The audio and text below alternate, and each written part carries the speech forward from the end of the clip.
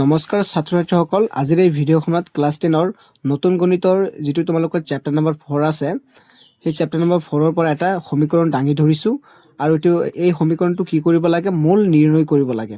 এটো মেট্ৰিকত এইবিলাক কুৱেশ্যন আহে, হয় না নহয়? লৰা ছোৱালী বিলাক এটো ভয় খাই, ম্যাক্সিমাম ষ্টুডেন্টে ভয় খাই, বিকজ ইয়াত ৰুট আছে, ৰুট 2 আছে, তাৰ পিছত ধৰিলা 7√2, তাৰ পিছত 2√5 এনেকুৱা ধৰণৰ যদি থাকে, তেতিয়া ছাত্ৰ ছাত্ৰীসকলে সমাধান কৰিব নোৱাৰে। সো এটো তোমালোকে কেনেদৰে সমাধান কৰিবা, সঠিক নিয়মটো মই কৈ দি আছো। তোমালোকে ভিডিঅ'টো প্ৰথমৰ পৰা অন্তিমলৈ স্কিপ নকৰাকৈ চাবা, ওকে? সো সোৱা, প্ৰথমে তোমালোকে এটো জানিব লাগিব যে এই যেটো ৰুট 2 আৰু ৰুট 2 যদি আমি দুটা পূৰণ কৰো তেন্তে আমি 2 পাম। তাৰ পিছত ৰুট 3 পূৰণ ৰুট 3 কৰিলে আমি কি পাম, 3 পাম। ঠিক তেনেদৰে ৰুট যদি 5 পূৰণ ৰুট 5 কৰে তেতিয়া হলে কি পাম, ৰুট 5 পাম। এইকেইটা কথা তোমালোকে মনত ৰাখিব লাগিব, ওকে? দ্বিতীয়টো কথা হল যে বহুপদটো এটা সমাধান কৰিব হলে ইয়াৰ যেটো ধ্ৰুবক পদ আছে, ধ্ৰুবক পদ আৰু যেটো x স্কয়াৰৰ সহগ, এই x স্কয়াৰৰ সহগৰ লগত ইয়াত কি সহগ মানে কি, x স্কয়াৰৰ লগত কি পূৰণ হৈ আছে, ইয়াত একো নাই কিন্তু 1 এটা মনে মনে আছে। গতিকে এই 1 টো আৰু ধ্ৰুবক পদটো কি কৰিব লাগিব, পূৰণ কৰিব লাগিব। 1 * 2 কি হ'ব, 2 হ'ব, হয় না নহয়? এনেকুৱা তোমালোকে ফাৰ্স্ট স্টেপ এটো কৰিব লাগিব, ওকে? সো তাৰ পিছত কি কৰিব লাগিব, এই যেটো তোমালোকে 2 টো পালা, এই 2 টো কি কৰিব লাগিব, লহাগু উলিয়াব লাগিব, ওকে? যেনেদৰে উৎপাদক বিশ্লেষণ কৰা হয়, ওকে, মৌলিক উৎপাদীকৰণ যে পদ্ধতি আছে তেনেকুৱা ধৰণে কৰাৰ পিছত এই ভিতৰটো প্লাস কৰি হওক বা মাইনাস কৰি হওক মিলাব লাগিব। কেনেদৰে যে 2 টো এক কাম কৰাচোন, √2 ৰে তুমি দিব পাৰিবা, ওকে?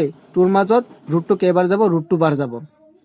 আৰু এই দুটাক যদি তোমালোকে এক কাম কৰাচোন, এবাৰ প্লাস এবাৰ মাইনাস কৰি চোৱা। যদি প্লাস কৰা তেন্তে কি পাবা, ইয়াত কেইটা আছে, √2, ইয়াত √2 দুটা আছে, গতিকে 2 দিয়া এটা, তাৰ পিছত √2 এটা বহাই দিয়া, এইটো এটা পালা। যদি মাইনাস কৰা কি পাবা, √2 - √2 মানে 0 পাবা। এই মাজৰটো নিমিলিলে আমি এই মাজৰটো মিলাবলৈ চেষ্টা কৰিব লাগিব, হয় না নহয়? সো গতিকে এইটো মিলি গল, এইটো, গতিকে তোমালোকে এইটো এতিয়া দিব পাৰিবা। সো কেনেদৰে, x square plus √2 plus √2 bracket close x, এই x টো ইয়াত বহিলে প্লাস 2 = 0, গট ইট? এতিয়া সোৱা, x square as it is, এই x টো দুইটাত পূৰণ হ'ব, √2x প্লাস √2x প্লাস 2 = 0।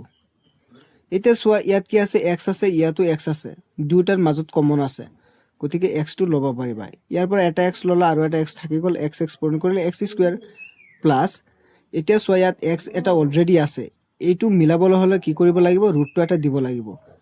তেতিয়া কি পালা, x আৰু √2 পূৰণ কৰিলে কিমান ওলাব, √2x ওলাল, প্লাস আৰু এটা কথা মনত ৰাখিব লাগিব, এই যেটো ব্ৰেকেটৰ ভিতৰত যেটো বস্তু, ইয়াতো সেই একেটা টাৰ্মে ওলাব লাগিব।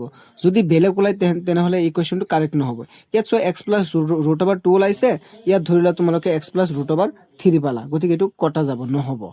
বা বেলেগ কিবা এটা সংখ্যা পালা, বা ইয়াত আছে প্লাস, ইয়াত আছে x + √2 আৰু এটা টাৰ্মত পালা x - √2, গতিকে এইটোও নহব। এই যেটো ব্ৰেকেটৰ ভিতৰত দুইটা টাৰ্ম সেম ওলাব লাগিব, গতিকে সেম কৰিব হলে কি কৰিম, এটা সো ইয়াত x আছে, আমাৰ যেহেতু আমাৰ ঘৰৰ ভিতৰত x ৰাখিব লাগে, আমি √2 টো বাহিৰত ওলাই লম, x টো ঘৰৰ ভিতৰত থাকিল, ব্ৰেকেটৰ ভিতৰত। এতিয়া এই √2 আৰু x ৰ মাজত পূৰণ হলে কি ওলাল, এইটো ওলাল, হয় না নহয়? প্লাস এতিয়া সো এই 2 টো মিলাব হলে আমি কি কৰিম, আৰু এটা √2 দিম, কাৰণ √2 পূৰণ কৰিলে 2 হয়। ইয়াত সোৱা √2 পূৰণ কৰিলে 2 মিলি গল, ব্ৰেকেট ক্লোজ, সমান 0। এতিয়া কি কৰিবা, এই যেটো x + √2 মানে ব্ৰেকেটৰ মাজত যি কেটা আছে তাৰ পৰা এটা লৈ লোৱা, ললো, ওকে? তাৰ পিছত এই বাহিৰত x আৰু √2 আছে, x + √2 সমান 0 দিয়া। এতিয়া কি লিখিব পাৰিবা, এটাকে x + √2 সমান 0 লিখিবা, বা x + √2 সমান 0। ইয়াত যেহেতু x ৰ ভ্যালু ওলাব লাগে, এতিয়া আমি কি কৰিম কোৱাচোন, এই যেটো প্লাসত আছে √2, ইফালে গলে কি হ'ব, ওকে, -√2 হ'ব, বা x = এটো হিফালে গলে সিমিলার অ্যান্সার ওলাই যাব, গট ইট? সো এটাকে নিৰ্ণয় শূন্য দুটা কি পালা নিৰ্ণয়